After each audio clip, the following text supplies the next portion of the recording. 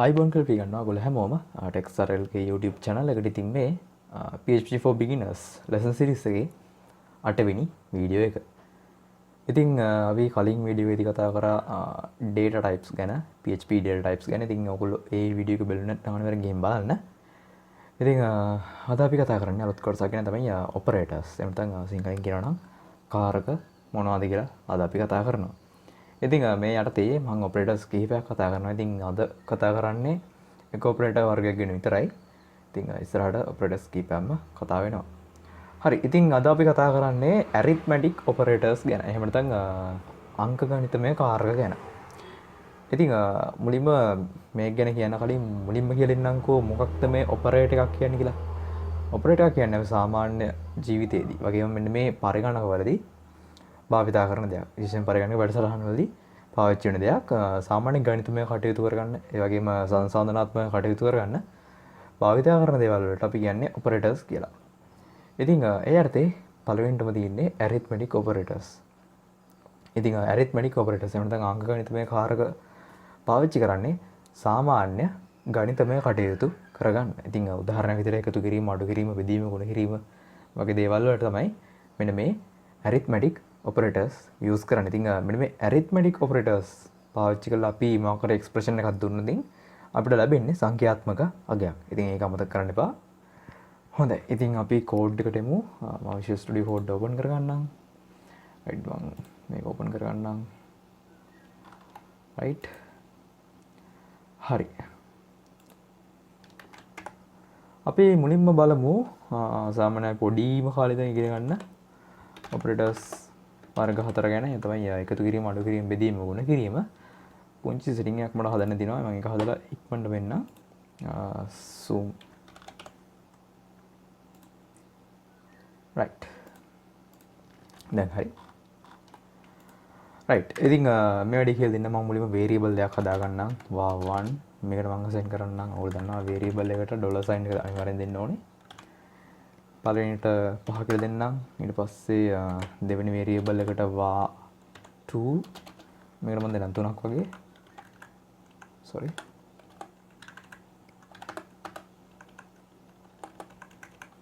right. ඉතින් මුලින්ම කතා කරන්නේ මම එකතු කිරීමේ ඔපරේටර් එක. එහෙම නැත්නම් addition කියන ඔපරේටර් එක ගැන. ඉතින් addition කියන දේ ඔයගොල්ලෝ හැමෝම දන්නවා.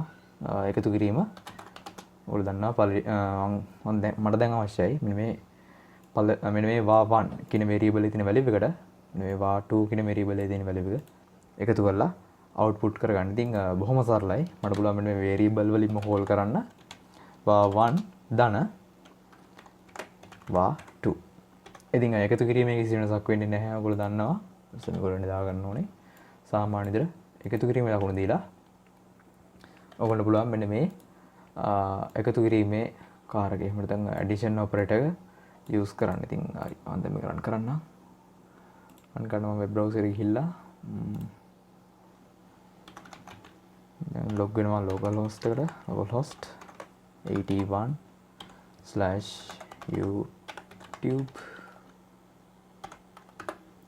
right. ඉතින් ඔයාලට පේනවා මට 8යි කියලා output එක ලැබෙනවා. මොකද 5යි 8 එකතු කරාන් පස්සේ උත්තරේ 8යි. sorry 5යි 3 එකතු කරාන් පස්සේ උත්තරේ 8යි. right. ඉතින් මම මේ line එක comment කරගෙන මම ඊළඟ operator එක කතා කරනවා. ඒ තමයි subtraction. එහෙම නැත්නම් අඩු කිරීමේ operator එක. ඉතින් ඒක අතර මම ඉස්සෙල්ලා වගේම දෙන්නම්. මට ඕනේ 5න් 3ක් අඩු කරලා එන උත්තරේ output කරගන්නවා. ඒ කියන්නේ var1 කියන variable එකේ තියෙන value එක var2 කියන variable එකෙන් අඩු කරගන්නයි ඕනේ. ඉතින් මට බොහොම සරලව මෙතන var1 ඍණ ලකුණ දෙන්න ඕනේ var2.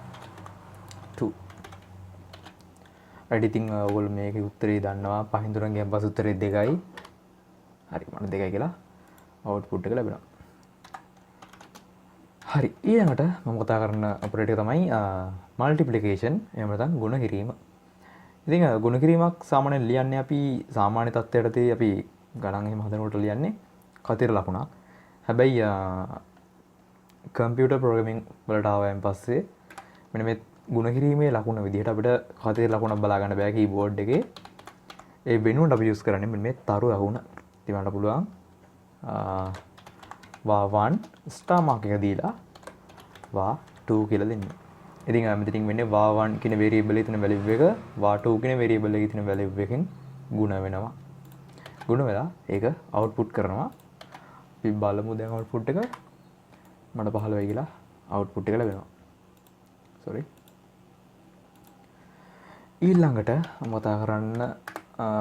කතා කරන්න යන operator එක තමයි division කියන operator එක. එහෙම නැත්නම් බෙදීම. ඉතින් බෙදීමත් අර ඉස්සෙල්ලා වගේ ගුණ කිරීම වගේ අපිට මේක දෙන්න විදියක් නැහැ සාමාන්‍ය විදිහට. ඒකින්ද අපි ප්‍රෝග්‍රෑමින් වලදී පාවිච්චි කරන්නේ මේ බෙදීමට ස්ලෑෂ් එක. sorry. var2. ඉතින් මෙහෙම කරාට පස්සේ වෙන්නේ var1 කියන variable එකේ තියෙන value එක var2 කියන variable එකෙන් බෙදිලා මට ඒ ලැබෙන අගය output කරන එක. right. ඉතින් මේක output එක බලුවොත් මට 1.66 ගාණක් ලැබෙනවා. මොකද 5 3න් හරියටම බෙදෙන්නේ නැහැ. ඉතින් මේක හැටම බෙදන්න අවශ්‍ය නැහැ. ඔයගොල්ලෝ මුලින්ම මෙතන 6ක් වගේ දීලා රිෆ්‍රෙෂ් කරලා බලන්න. උත්තරේ 2යි කියලා ලැබෙනවා. right.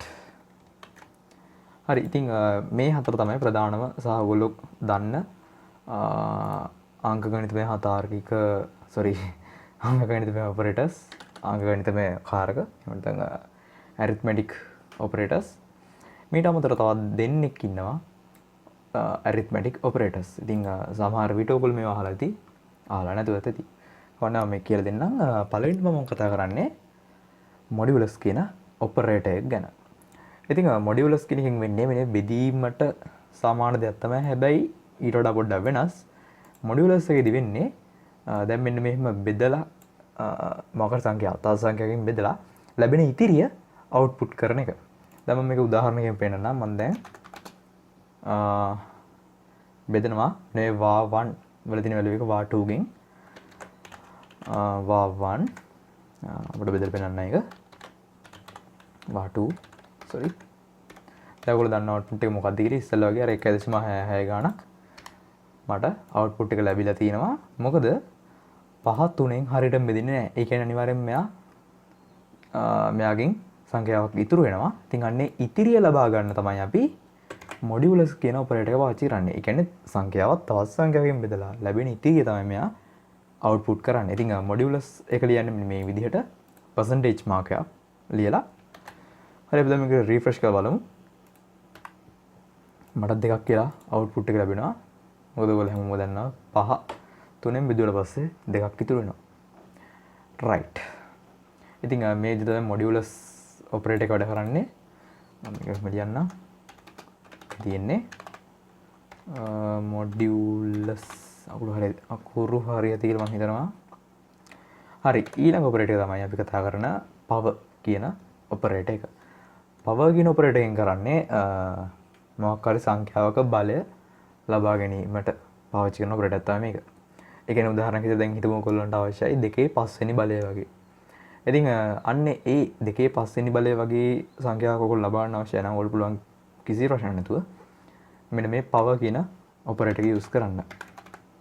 ඉතින් power කියන operator එක use කරන මේ විදිහට var1 මට දැන් අවශ්‍යයි 5/3 වෙනි බලය ලබා ගන්න. ඉතින් මට පුළුවන් var1 power operator එක දෙන්නේ මෙන්න මේ විදිහට. අපි ගුණ කිරීමේ දුන්නේ එක ස්ථා මාර්ක් එකනේ. මෙතෙන්දී ස්ථා මාර්ක් දෙකක් දෙනවා. එහෙම දීලා var2 මෙහෙම දෙන්න තියෙන්නේ. දැන් මෙතනින් අදහස් වෙන්නේ 5/3 වෙනි බලය. දැන් මේක රිෆ්‍රෙෂ් කරලා බලමු. 1625 කියලා output එකක් එනවා. ඒක වෙන්න බෑ. හරි. මේක කමෙන්ට් කරාම වැඩි හරි. හරි. 125 කියලා මට output එක ලැබෙනවා. මොකද ඔයගොල්ලෝ දන්නවා දැන් ගණන් දන්නවනම් 5 ගුණ කිරීම 5 උත්තරේ 125යි. ඉතින් මේ තියෙන්නේ power කියන operator එක. ඉතින් අපි මෙච්චරයි operators වලදී කතා කරන්නේ. ඉතින් මේ දින අපි දැනට කතා කරපු operators වෙන එකතු කිරීම, අඩු කිරීම, බෙදීම, ගුණ කිරීම සහ අලුත් දෙන්නෙක් වෙන modulus වගේම power කියන operators වැඩ කරන විදිහ තමයි මේ දීලා තියෙන්නේ. ඉතින් හොඳට මේවා ස්ටඩි කරන්න. ඉතින් අමාරු දෙයක් ලොකුවට නැහැ. දන්නේ නැද්ද තියෙනවනේ වරින් මහන්න මොකක් හරි ප්‍රශ්නයක් තියෙනවා නම් ඒ තාන්න කිසි ප්‍රශ්නයක් නැහැ. ඉතින් වීඩියෝ හොඳයි නේද? ලයික් එක දාන්න මතක කරන්න ඔයගොල්ලෝගේ යාළුවන්ටත් මේ වීඩියෝස් ගැන ෂෙයා කරන්න. අපි ඊළඟ වීඩියෝ එකේ කතා කරන්නේත් තවත් අලුත් ඔපරේටර් වර්ගයක් ගැන. හොඳයි එහෙනම් අපි ඊළඟ වීඩියෝ එකෙන් ඉක්මනටම හම්බෙමු.